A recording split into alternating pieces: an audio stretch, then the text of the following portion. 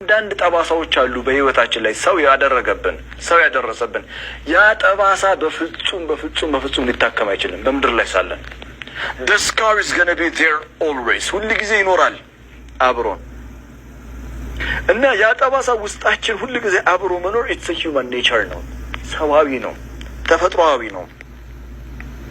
የሚገርማችሁ ነገር አንዳንድ ጊዜ ይቅርታ ብላ ልትሉ ትችላላችሁ።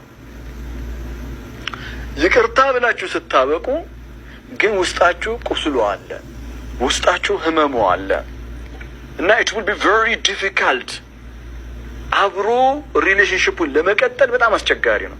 በማህበረሰባችን ውስጥ ካሉ የተሳሳቱ ግንዛቤዎች ብዬ ከማስበው በይቅርታ ዙሪያ አንደኛ ማንኛውም ሰው ምንም ነገር ያጥፋል፣ ምንም ይበድል ይቅርታ ልትለው ይገባል የሚል አስተሳሰብ አንድ።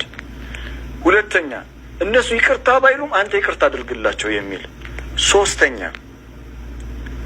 ይቅርታ ከተባባልክ በኋላ ግዴታ ሪሌሽንሺፑን መቀጠል አለብህ።